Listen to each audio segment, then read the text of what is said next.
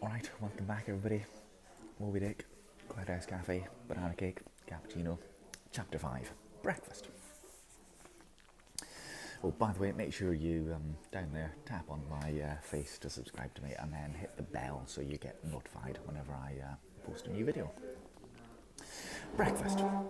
I quickly followed suit and descending into the bar room accosted the grinning landlord very pleasantly. I cherished no malice towards him, though he had been skylarking with me not a little matter of my bedfellow. However, a good laugh is a mighty good thing, and rather too scarce a good thing too, the more's the pity. So if any one man in his own proper person affords stuff for a good joke to anybody, let him not be backward, but let him cheerfully allow himself to spend and be spent in that way. And the man that has anything bountifully laughable about him, be sure he is more in that man than you perhaps think for. The bar-room was now full of the boarders who had been dropping in the previous night, and whom I had not yet had a good look at. They were nearly all whalemen, chief mates and second mates and third mates, and sea carpenters and sea coopers and sea blacksmiths and harpooners and sea keepers, and a brown and brawny company with bosky beards and unshorn shaggy set were all wearing monkey jackets for morning gowns. You could pretty plainly tell how long each one had been ashore. This young fellow's healthy cheek is like a sun-toasted pear in hue, and would seem to smell almost as musky. He cannot have been 3 days landed from his Indian voyage. The next man to him looks a few shades lighter. You might say a touch of satinwood is in him. In the complexion of a third still lingers a tropic tawn, slightly bleached without. He doubtless has tarried whole weeks ashore. But who could show a cheek like Queequeg, which, barred with various tints, seemed like the Andes' western slope, to show forth on one array contrasting climates, zone by zone? "Grub-ho!" he now cried the landlord, flinging open a door, and we went to breakfast. Pause there slightly for another bit of banana cake. Excuse me. This one with a little bit of chocolate bit on top.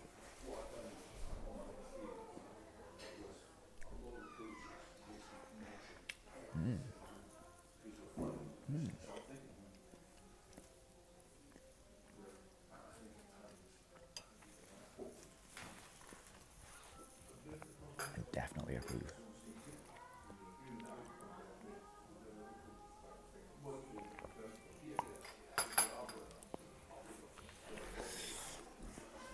They say that men who have seen the world thereby become quite at ease in manner, quite self-possessed in company.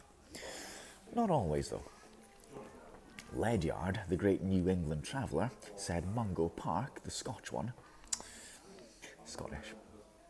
Of all men they possessed the least assurance in the parlour, but perhaps the mere crossing of Siberia in a sledge drawn by dogs as Ledyard did, or taking a long solitary walk on an empty stomach in the Negro heart of Africa, which was the sum of poor Mungo's performances. This kind of travel, I say, may not be the very best mode of attaining a high social polish.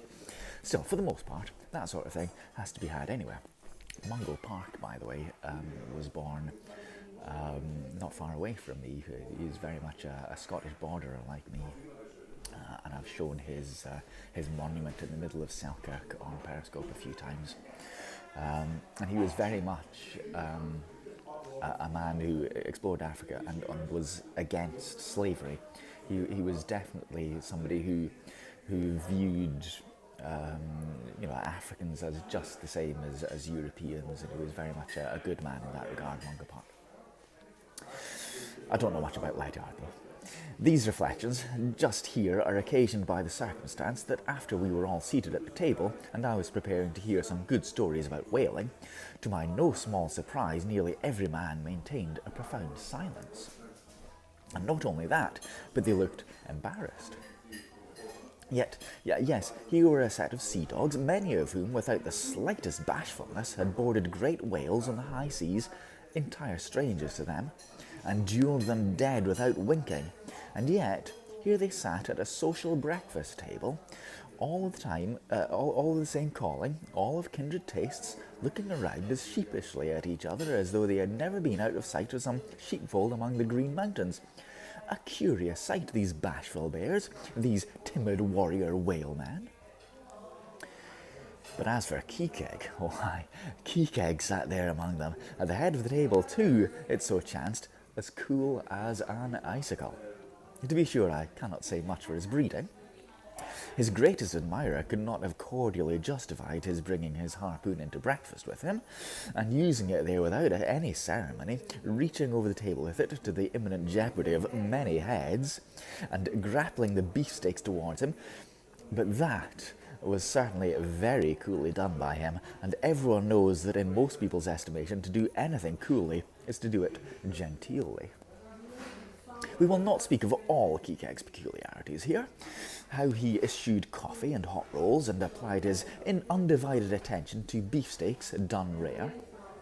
Enough that when breakfast was over, he withdrew like the rest into the public room, lighted his tomahawk pipe, and was sitting there quietly digesting and smoking with his inseparable hat on when I sallied out for a stroll. We'll have the next chapter as well.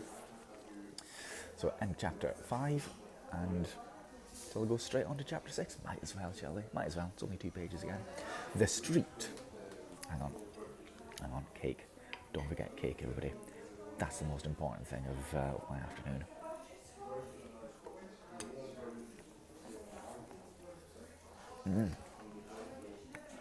Oh, it's very good. It really is quite light.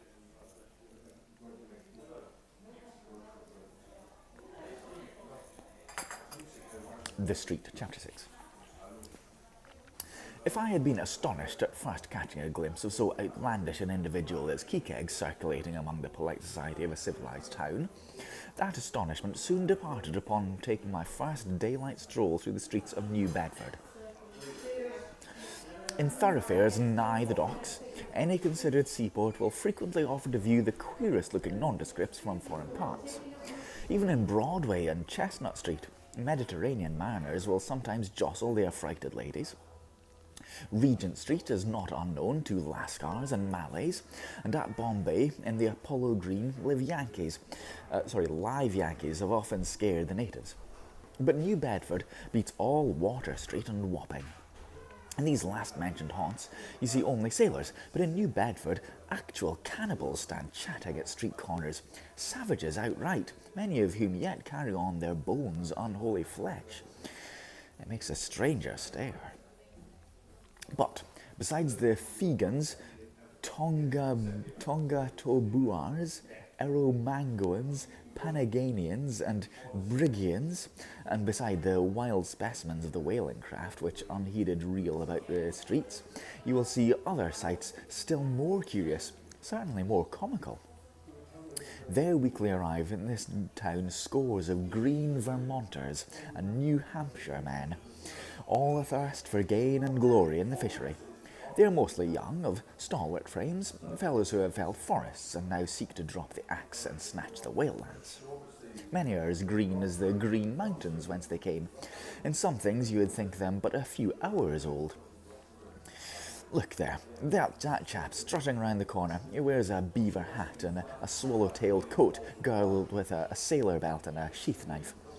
He comes now with a sou'wester and a bombazine cloak. No town-bred dandy will compare with a country-bred one. I mean, a downright bumpkin dandy, a fellow that, in all the dog days, will mow 2 acres in buckskin gloves for fear of tanning his hands. Now, when a country dandy like this takes it into his head to make a distinguished reputation and joins a great whale fishery, you should see the comical things he does upon reaching the seaport.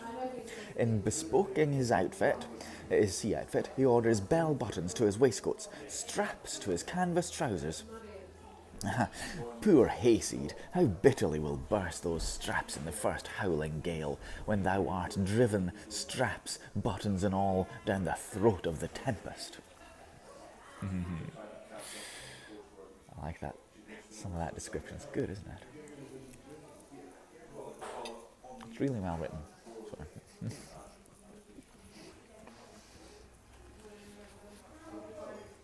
Very well written, I think. I'm really impressed with this writing so far.